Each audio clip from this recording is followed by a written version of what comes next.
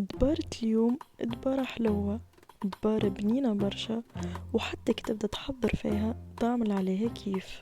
دبارة اليوم كيك مخلط، شتر عادي وشتر بالشوكولاتة. اول حاجة نبدا بها نجيب الصحفة الاولى ونغربل فيها كيس ونص فارينة، ونجيب الصحفة الثانية وكيف كيف نغربل فيها كيس ونص فارينة. توا نجيب صحفة اخرى ونصب فيها 2 كيسين سكر.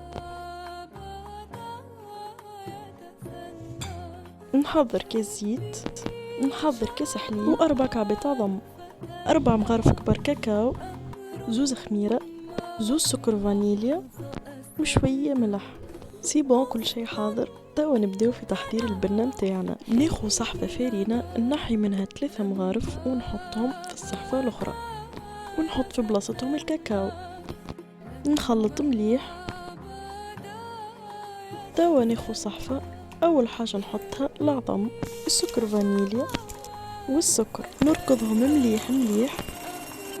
وانا قاعدة نركض نحط الحليب ونحط الزيت، نركضهم مع بعضهم بالكدا. توا نجيب صحفة الفارينة الاولى نحط فيها الباكو الاولاني متاع الخميرة ونص كمية الملح.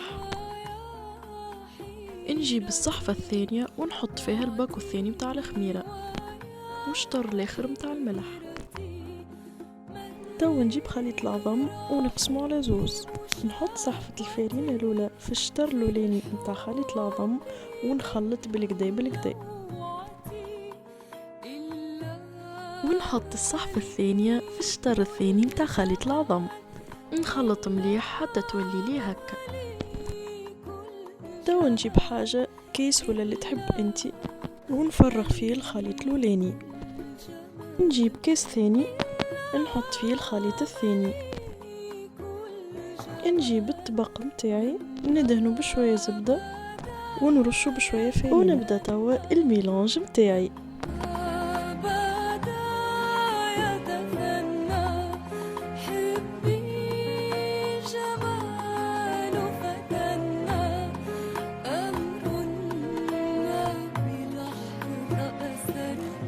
سي بون، اللوحة الفنية متاعي كملت. طاب باش ندخلها للفور،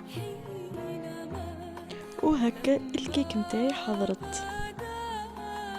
كيك تشهي وبنينة على الاخر، بالحق جربوها ما تندموش.